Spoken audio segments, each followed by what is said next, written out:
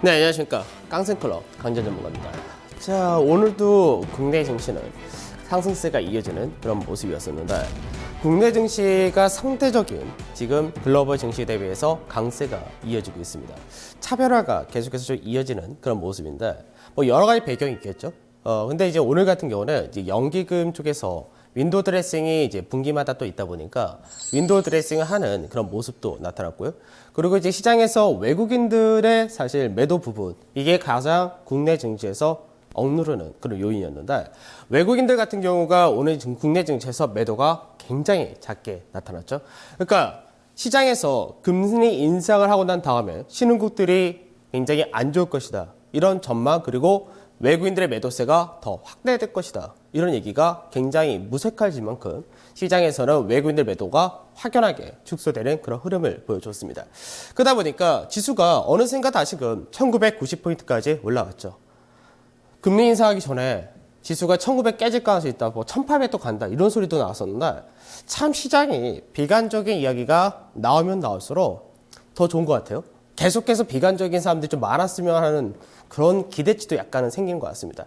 그러면 시장에서 2000 넘어가고 2050 넘어가고 이러면은 그다음부터 좀 달려들면은 지수가 확실하게 더 위로 가격이 튀지 않을까, 그런 생각도 하게 되는데, 자, 여튼 오늘 시장을 볼 때 외국인들의 매도세가 완화됐던 부분 좋습니다. 그러면 오늘 시장에서는 어떤 것들이 강세를 띄었냐라고 보면은 업종별로 사실 굉장히 많이 나눠지는 그런 모습이었는데요.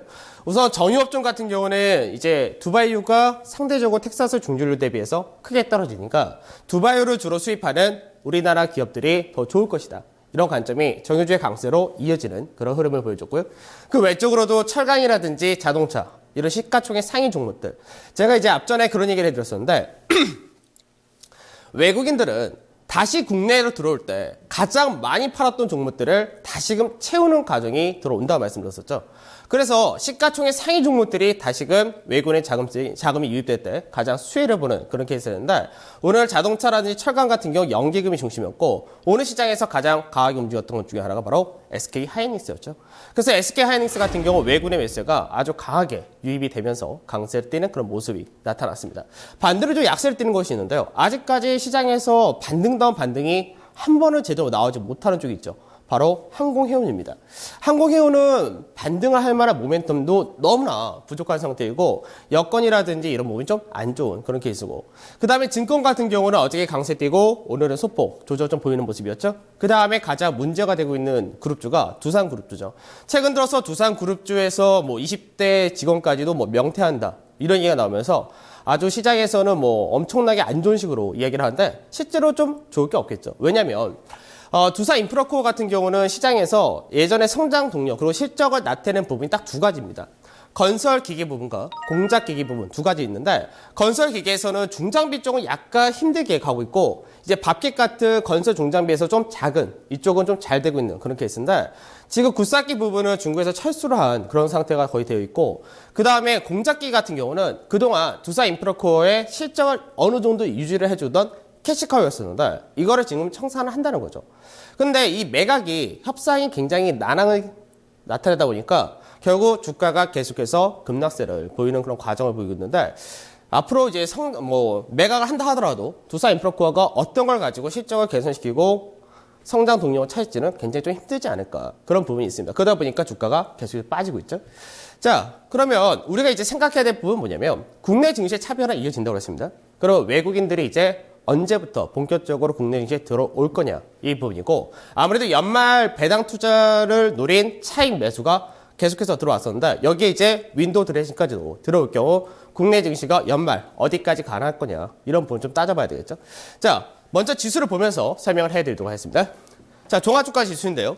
사실 종합주가 지수 앞전에 제가 이런 얘기를 했었죠. 21선 올라타는 게 가장 중요한 거고, 21선 올라타면은 그 다음부터는 어느 정도 증시 자체가 어렵지 않다는 말씀을 드렸던 것은, 21선을 올라타고 나서 21선 자리대에서 지금 계속해서 나타난 것이 바로 21선 안착하는 그런 과정을 보여준 거죠. 그래서 오늘 종합주가지수 같은 경우도 21선을 올라탄 그런 모습을 보여줬는데, 대형지수는 이미 앞전부터 돌파를 하고 안착하는 과정까지 보여주고, 오늘은 61선까지 안착한 그런 그림으로 끝났는데요. 이제 중요한 거는 추세 라인 때 여기를 이제 뚫어주나 그 차이입니다. 추세 라인 때 뚫어주게 된다면 그때는 뭐가 돼요? 시장에서 상승 추세로 재차 전환이 되기 때문에 그때는 시장에서 강세가 굉장히 강하게 연결될 가능성이 높아진다고 보시면 되겠죠. 그러면 이 라인 때 뚫어주게 되면 앞서 제가 말씀드렸던 N자형 상승이 가능한 그런 그림이 되기 때문에 N자형 상승폭 마디가 굉장히 크다라고 그랬습니다. 그래서 내년 시장에서 박스권 돌파할 가능성이 높다라고 제가 그렇게 강조를 하는 거죠. 사실 최근 들어서 나오는 증권사 리포트라든지 많은 사람들이 내년 시장도 여전히 박스권이고 내년 시장에서도 하단이 오히려 더 깨질 가능성이 높다. 변동성이 굉장히 클 것이다. 이런 얘기를 많이 하고 있는데 제가 이 시간 통해서 항상 얘기할 때 시장에 대해서 제가 하루 딱 바뀌었다 해서 시장이 내일 안 좋을 것 같습니다. 시장이 하루 올라왔다 해서 내일부터 좋을 겁니다. 이런 얘기 절대 하지 않습니다. 제가 시장을 봐드릴 때는 시장 전체적인 큰 그림을 잡아놓고 왜 강세를 띌 수 있고 왜 국내 증시가 차별화될 수 있고 이런 얘기를 할 때는 매크로적인 지표와 국내 밸류적인 부분, 기업 실적 모든 거를 망라해서 말씀을 드리기 때문에 제가 어지간해서 관점이 바뀔 일은 거의 나타나지 않는데 지금 현재 12월달 중요 이벤트가 끝났죠. 그러면 내년 시장에 대해서 우리가 이벤트를 생각했는데 이벤트라든지 돌발 악재가 나올 거냐? 현재는 나올 게 없는 거죠. 그렇기 때문에 현재 국내 증시의 밸류라는 부분과 국내 증시가 차별화된다 이런 얘기가 이제 슬슬 증시에서 나오기 시작을 하는데 가장 먼저 제가 얘기할 수 있었던 배경은 여러 가지 모멘텀을 보면서 얘기하기 때문에 시장에 대한 관점은 변함이 없습니다. 다만 1회 2회를 하시면은 거기서 여러분들이 그때그때 시황관을 바꾸거나 그때그때 관점 바꾸게 되면은 중심 못 잡는 거예요. 그래서 중심을 잡을 수 있는 기준으로 잡을 수 있는 게 대형지수 계속해서 보시면서 가셔야 될 것 같고요. 자, 그리고 오늘 시장에서 중요한 것이 바로 환율이었습니다. 왜 환율이 중요하냐? 환율 같은 경우는 외국인들이 우리나라의 환차손에 대한 우려가 환율이 계속해서 올라갈 때마다 나타날 수밖에 없고 그게 외국인들의 매도세로 연결이 되었었죠. 그래서 앞전에 1190원이라는 환율대를 넘어가면은 상당히 좀 리스크가 커질 가능성이 높다고 말씀드렸던 거고 1175원 이하로 내려오게 되면은 그때부터는 좀 더 국내 증시가 안정성을 뗄 가능성이 높다고 말씀드렸는데 실제로 이제 오늘 1175원을 하향 이탈하는 그런 모습이 나타났죠. 자, 환율을 보게 되면은 복잡하게 뭐 딴 거 볼 거 없이 계속해서 봤던 그림이니까 오늘 이제 1175원을 이탈한 그림이 나타났죠. 윗자리에서 쌍번 나타났고 이 라인 때 깨질 때 사실 오늘 국내 증시가 강세를 좀 세게 보이지 않을까 그런 관점도 있었는데 그렇게까지 가진 않았죠. 그래서 우선은 직전의 고점 라인 때 1175원을 이탈하면서 1173원으로 마감이 된 모습이 되었고 그러면 외국인들이 들어올 수 있는 가장 좋은 환율대가 얼마냐? 라는 부분을 볼 때 1145원에서 1175원, 70원 요 사이대가 들어오게 되면 외국인들의 매도가 진정이 될 것이고요. 환율 자체가 안정이 된다. 이렇게 보시면 됩니다. 그러면 현재 증시 자체가 아침에 출발할 때도 급등락을 막 보이죠. 왜? 시장에서 방향을 못 잡고 환율에서도 변동이 강하기 때문에 증시 자체도 변동세가 계속해서 이어지는 그런 케이스가 되는데 변동 자체가 환율 쪽에서 양호하게 나타나면 증시 자체도 상당히 안정성을 찾을 수 있다. 이렇게 보시면 될 것 같습니다. 그래서 환율도 제가 이제 앞전에 얘기할 때 1175원을 이탈하게 되면은 좋다라고 말씀을 드렸던 거고 환율이 1190원을 넘어갈 때는 안 좋다 이렇게 얘기했던 거죠. 근데 이제 이것도 마찬가지예요. 일각에서는 똑같죠. 미국에서 신용등급을 상향했으니까 신용등급이 아니라 금리를 인상했으니까 신흥국은 이제 환율이 더 약세에 뛸 것이다. 선발되었는데도 그런 얘기가 계속 나오죠. 그러면 나중에 미국에서 내년부터 계속해서 금리 인상할 겁니다. 그 금리 인상할 때 우리나라 같은 경우는 어떻게 되겠습니까? 나중에 우리나라는 서서히 금리를 맞춰가겠죠. 그러면 실질적으로 환율 같은 경우 미국에서 달러 강세가 추가적으로 이어진다 하더라도 우리나라 비롯한 신흥국들도 어느 정도 맞춰가기 때문에 환율은 거의 비싸게 갈 가능성이 높습니다. 그 일각에서 뭐 원달러에 1,300원이 간다. 그런 얘기는 아직까지는 굉장히 터무니없는 그런 얘기가 될 수밖에 없겠죠. 그러면 시장에서 환율이 안정화 된다. 그럼 수급적인 부분에서도 바뀔 가능성이 굉장히 높아지게 되는데 오늘 시장의 수급이 어떻게 나타나는지 한번 보도록 하겠습니다. 자, 시장에서 거래소 수급적인 부분인데 자, 하나씩 보게 되면은 제가 이제 녹색선으로 그어 놓은 자리대가 사실 의미가 굉장히 큰 자리입니다. 그러니까 앞전에 우리나라 12월 달 선물 옵션 만기일 딱 끝날 때였는데 선물 옵션 만기가 끝날 때 시장에서 어떻게 됩니까? 외국인들이 3,500억이라는 대규모의 매도를 보였었던 거죠. 그리고 나서 외국인들의 매도세가 지속적으로 이어졌었는데 최근 들어서 미국에서 금리 인상을 했던 16일 이후부터 외국인들 매도세가 거래소에 대해서 예전 규모의 절반 정도 수준밖에 안 되는 그런 모습을 보여주고 있고, 오늘 같은 경우는 동시효과의 대형주를 중심으로 해서 매수세가 강하게 들어오면서 거의 매도가 없이 끝났다는 거죠. 그러니까 조만간 외국인의 매수세가 절한될 가능성도 배제할 수가 없다는 겁니다. 그 다음에 만기 끝나고 나서 앞전에도 말씀드렸을 때 만기 끝난 다음에 기관에서의 배당 투자를 노린 프로그램 매수가 유입이 된다고 말씀드렸죠. 배당 투자에 가장 민감한 데가 금융투자와 보험 이쪽이니까 그 다음부터 계속해서 유입이 되었었죠. 근데 이제 오늘 같은 경우는 추가적으로 많이 들어온 부분은 적었습니다. 근데 오늘 왜 추가적으로 들어온 부분이 없었냐? 막판에 베이시스가 바뀌었던 그런 흐름도 있었고, 반대로 연기금에서 강하게 들어온 모습이 있었다는 거죠. 그러니까 연기금 같은 경우는 앞전에 만기라든지 그리고 금리 인상은 끝나고 나서 시장에서 그렇게 크게 규모가 들어오지 않았었는데, 현재 오늘 같은 경우는 연기금에서 2,000원 이상의 매수가 유입이 되었죠. 그러니까 연기금이 왜 많이 들어왔냐?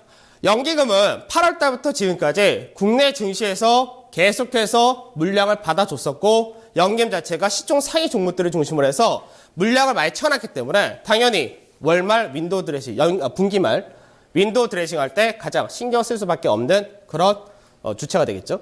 그러면 윈도우 드레싱이 이어진다면 언제까지 이어지습니까? 마찬가지죠. 28일. 그때까지가 다음 주 월요일까지 이어질 가능성이 높기 때문에 다음 주 월요일까지는 시장에서 강세가 이어질 가능성이 높다가 되는 거고, 그리고 이제 중요한 건 뭐냐면 그 이후의 흐름이죠. 제가 이제 그런 얘기를 해드립니다. 1월 효과, 1월 달은 코스닥 중소형이 거래소 대형보다 상대적 강세를 띈다. 기대치죠. 앞전에 작년, 재작년에 그런 흐름을 보여줬으니까 내년에도 똑같을 거야. 모릅니다. 왜? 정책적인 부분이 새롭게 나온 것이 없다고 그랬었죠. 거의 나오지 못한다는 것이고, 그 외적으로 이제 뭐 세스 관련주라든지 이런 것들은 움직임이 현재 이미 나오고 있습니다. 시장에서. 그 상태에서 외국의 매수세가 들어올 때는 뭐라 말씀드렸어요? 시총 상위 종목들을 중심으로 유입이 되기 때문에 그때는 시총 상위 대형주들이 오히려 탄력을 더 높게 볼 가능성이 높다는 겁니다. 특히나 내년 같은 경우는 기업들의 실적이 추가적으로 더 안정권에 들어갈 가능성이 높고요. 그리고 중국에서의 이제 여러 가지 모멘텀이 추가로 유입될 수 있기 때문에 신흥국에서도 국내 증시가 그동안 5년 동안 넘는 굉장히 지루했던 장세를 벗어날 수 있는 그런 계기가 될 수 있다는 거죠. 그러면 지수가 지금 당장 걸린 자리가 어디입니까? 2000자리가 다시금 마디지수로 왔죠. 그러니까 2000자리대를 넘어갈 때는 항상 시장에서 중요한 시총 상위 종목군들이 뚫어줘야 됩니다. 그게 삼성전자가 되던 자동차 섹터가 되던 시총 상위 그룹이 움직여줘야 된다는 얘기인데, 최근 들어서 시장에서 패턴이 좀 나오는 것이 있습니다. 무슨 패턴이냐면 세경 패턴이 많이 나오고 있는데, 오늘 제가 이제 투자 전략에서도 세경 패턴 종목을 주목해라 이런 말씀 좀 드렸는데, 자, 그러면 삼성전자 한번 보도록 하겠습니다. 삼성전자가 자사주 매입을 하고 실적이 예상치 서프라이즈 하면서 계속해서 강세 보이면서 고점 맞는 게 10월 말이었죠. 10월 말부터 지금까지 어떻게 됩니까? 2개월 동안 계속해서 조정을 보였었는데, 2개월 동안 외국인들은 계속해서 매도를 했고, 그리고 나서 이제 기관 투자자들이 금리 인상을 한 시점을 전후로 해서 이제 매수세가 늘어나기 시작을 한 겁니다. 근데 단기적으로 시장에서 어떤 그림을 보입니까? 세경 패턴을 만든 거죠. 그 세경 패턴에서 파동을 그려놓고 하단자에 찍고 나서 위쪽 방향을 잡아놨기 때문에 130만 원은 세경의 하단 상단 자리, 이 라인대에 뚫어주게 되면은 이번에 기본 목표치가 135만 원 자리대까지 열리는 그런 구조가 되겠죠. 물론 밸류적인 부분에서도 여전히 삼성전자는 싸다라고 이야기를 해야 되는 것이고, 외국인들이 다시금 들어올 때 그만큼 삼성전자가 다시 채워질 가능성이 높다. 그것뿐이 아니죠. 이번에 삼성전자가 주가가 하락이 제한된 이유는 가장 크게 뭡니까? 자사주 매입입니다. 자사주 매입이 이제 내년으로 끝나겠죠. 내년 초면. 그런데 내년 초 끝나고 나서 자사주 매입이 또 들어오죠. 왜? 앞전에 11조 4천이라는 자사주 매입을 발표했었고, 이번에 1차고 그 다음번이 2차가 되니까.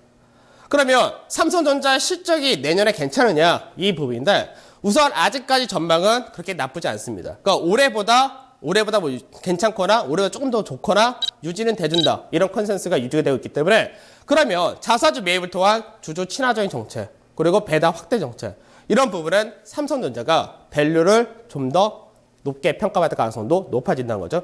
그래서 삼성전자가 여러분들이 생각할 때는 지금 현재 지루할 수 있겠지만 다시 한번 자사주 매입을 한다고 할 때는 한 단계 레벨업이 될 가능성이 상당히 높다. 그리고 외국인들이 많이 팔았으니까 다시금 채워질 때 삼성전자 채워진다는 부분도 꼭 염두를 해두셔야 됩니다.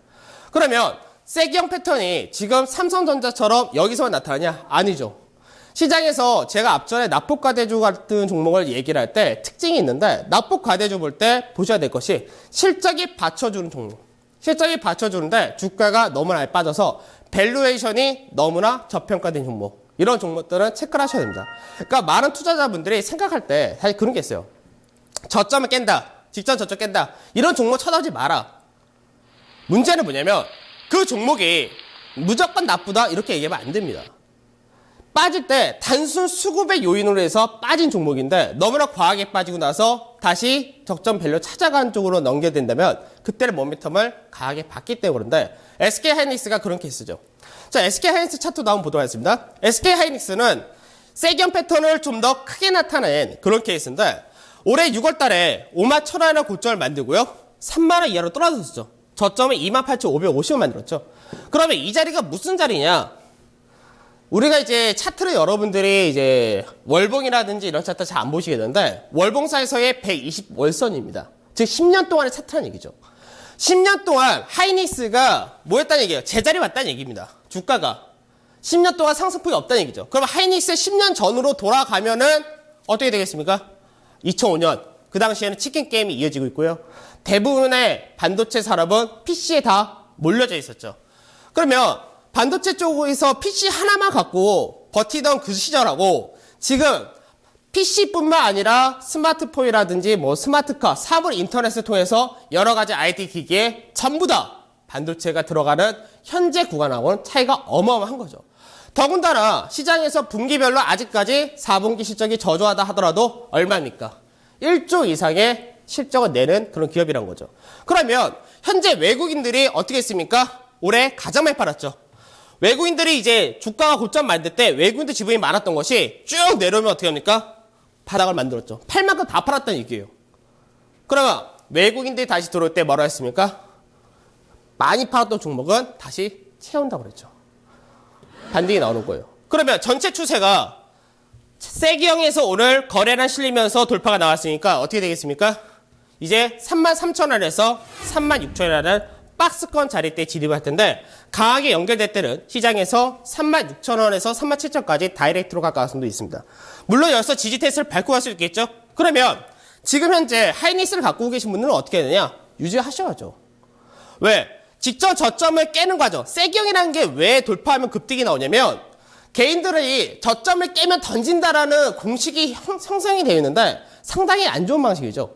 그러니까 우선 저점 깰 때 그 종목이 지켜진 자리냐, 저점 깰 때 물량이 투매가 나오느냐 이런 것도 따지셔야 되는데 투매 나올 물량이 없었던 거죠 사실은. 왜? 기관과 외인들 다 던져놓은 상태니까. 그러면서 최근 들어서 물량을 잡아가는 것이 기관이었으니까 한쪽이 받쳐준다는 얘기예요. 그러면 개인들이 대부분 팔았으니까 올라왔다 어떻게 합니까? 못 따라오게 급하게 올리는 것이 세기형 차트의 특징이죠. 그래서 하이닉스가 지금 현재 구간대에서는 추가적인 강세가 충분히 나올 가능성이 높고 외국인의 매도가 많이 나왔던 만큼 매수가 들어오면 들어올수록 강세 뛸 가능성도 상당히 높답니다. 그래서 세기형 차트는 중간에서 조정을 받을 때도 중요하고 바닥권에서 세기형이 길게 나올 때도 상당히 중요하겠죠? 왜? 자그마치 6개월 동안의 하락 추세를 벗어낸 것이 오늘이니까 상승 추세로 단기적으로 바뀐다는 이야기입니다. 자, 그러면 우리가 또 생각해야 될 부분이 있어요. 이제 중국에서 경제 공작회가 끝났습니다. 중국 경제 공작회에서 이번에 가장 큰 화두가 여러 가지 있었죠. 근데 우리나라 업종에 가장 연결이 된 게 뭐냐? 앞전에 말씀드렸듯이 중국에서 구조조정을 통한 공급을 축소하겠다. 공급 과잉 문제를 해소하겠다. 그리고 재정 적자를 확대하여가지고 인프라 투자를 늘리겠다. 뭐 1대1로 정책이 거의 중심이 되겠죠. 다 알고 있는 내용이에요.